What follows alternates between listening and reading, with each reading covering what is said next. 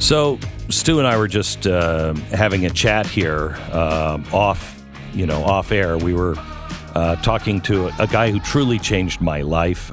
He's the director of Interfaith Affairs at the Simon Wiesenthal Center. He is also the founding editor of Cross Currents. He's Rabbi Yitzchok Adlerstein. And I just said to Stu a minute ago that for the first time in my life, I feel like America is a force for darkness or evil. I just think we are knowingly on the wrong side in so many ways. And that scares me because God's protection leaves us, but also because so many people are duped. There's a lot of people that just don't. I mean, I've read enough history. And if you read enough history, you can see it's like reading the Bible. You read the Bible and you're like, what? 3 pages ago, you guys learned this lesson. What happened? It's you somehow or another, we forget and we make exactly the same mistakes. I want to talk to you about the Abrahamic Accords, but first, can you give me the rungs, the anti-Semitic rungs? Sure. This is something that we observed starting a number of years ago, that the anti-Semitism of the left was progressing in a given direction. Anti-Semitism on the right, we sort of know how to deal with. It's pretty obvious. They come in brown shirts. Right, and they are marginal. They're never going to attract the majority of Americans. Right. They're not going to have a recreation of Hitler's brown shirts in the U.S. The left is a different matter. It started, the first rung was, we are going to boycott the settlements. Not Israel, mind you. Israel's a democratic state and has a lot of support, so we can't get away with that. So it's just settlements. And that became popular with mainline Christian churches, who have now dwindled to about 36 people collectively. But they're a historic force, and especially on campus. The second rung was, well, of course it's the settlements, which is the real problem there, ignoring about 100 years of history in the region, including attempts to drive Israel into the sea before there were any settlements. Right.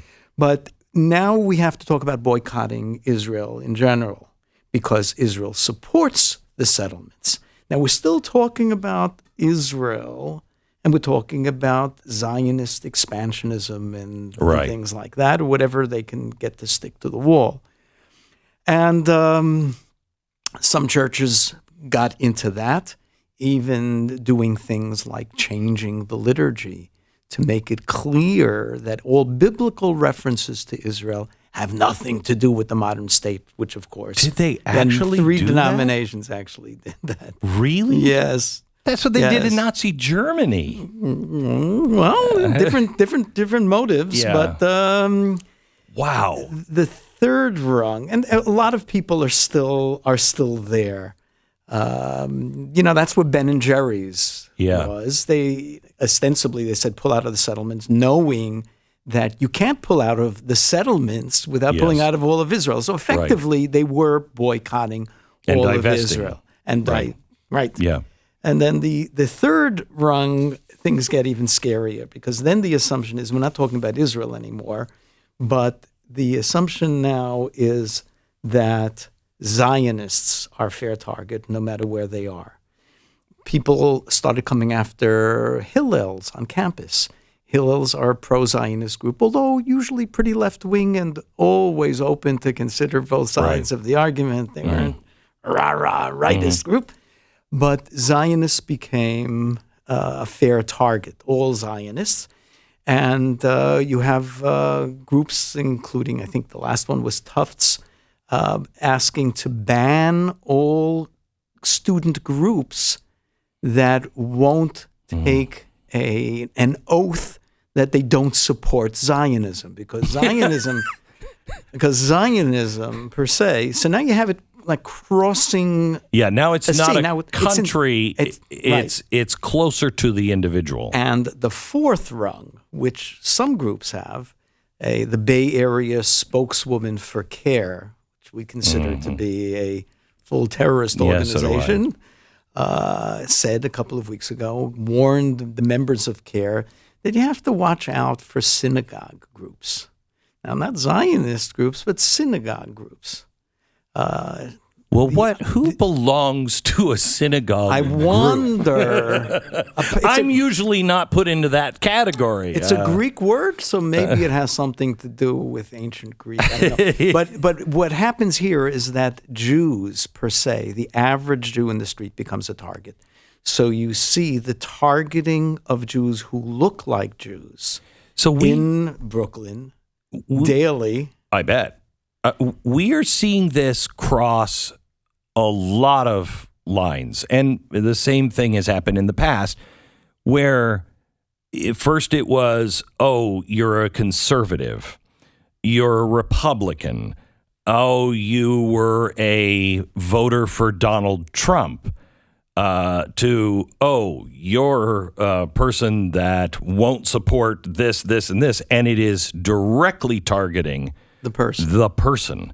That's when it really gets scary. And the assumption, contrary to everything that America stood for 200 years, I know. that you don't deal with group identities, but you consider the person as a person, that now, at least in terms of Jews, pushed by groups on the left and by Nation of Islam, Farrakhan, who has done a lot of harm in inner city black communities. And Karl Marx.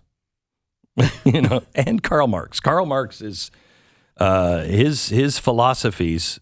I mean, socialism doesn't usually lead to. I mean, you can be socialist and not anti-Semitic, but when you're Karl Marx socialism, when you are aiming for pitting groups against each other, it's almost always social. I think I'm going to have to disagree with you because Karl Marx didn't talk about actively pitting them. He said the forces of history would do that, and it was inevitable, and they would conflict with each other. But here you have people who are prodding young Americans on campus, and urging them to think with groupthink and reject certain people and certain identities, especially starting with Jews. So we were, I thought, headed in the right direction, making progress like I've never seen in my life. I mean, the Abrahamic Accords were literally, I thought, a miracle. Never thought I'd see that in my life. You were part of that, weren't you? You worked for like 10 years on those accords. Correct. And it was Trump that was the last piece that put it over the top? Trump was the last piece that put it over the top. It was the support of a lot of people in the Emirates and in Bahrain.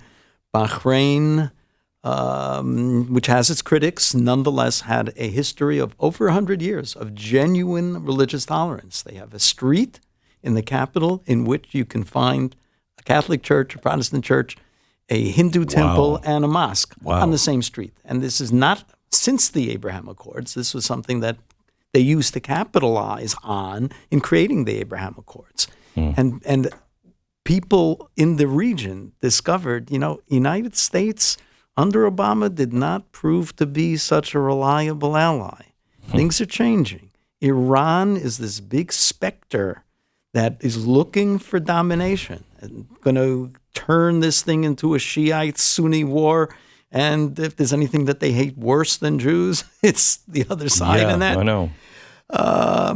So what it led to is people who had naturally gotten along to a large extent and wasn't perfect, but anti-Semitism in the Islamic world was not, except at certain times, was not anywhere as intense as it was in Europe.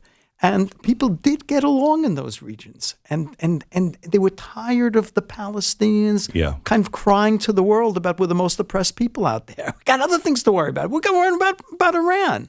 And we have to think of a new collaboration here in the Middle East. So is it still holding together? It is holding together beautifully. What happens when Saudi Arabia turns east and Iran toward points north and east, or Moscow and China?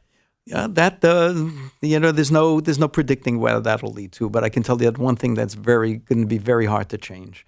The Abraham Accords led immediately to the opening of doors of two peoples to each other. So now it's not so uncommon to find Muslim visitors to Israel, who are accepted and treated warmly in the streets of Israel, and vice versa. Is it true that one of the big players, a state player, went undercover to Israel? Somebody who had been working on it on behalf of the government in Bahrain decided, with the permission of the higher up, that he wanted to see Israel for himself. This is about 5 years ago. It was before the Abraham Accords.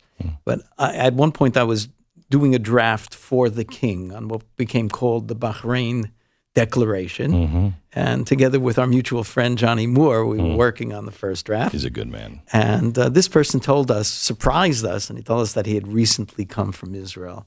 He said, I only had time to visit 2 cities. I went to Tel Aviv, and he said it was, cosmopolitan. Oh, it is. Urbane.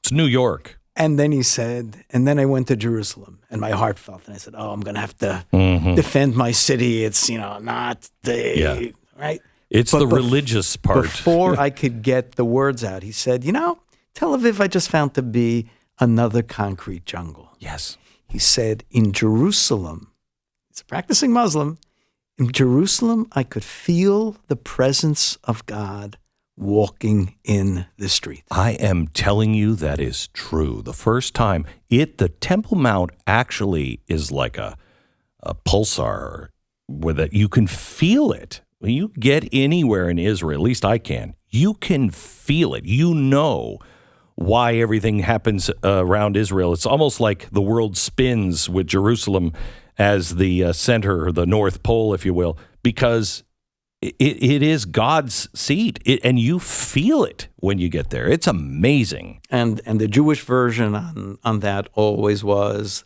that my house will be a house of prayer for all the nations. Yeah. This was the Jewish dream. It wasn't to convert the rest of the world, neither by the sword nor by persuasion to Judaism.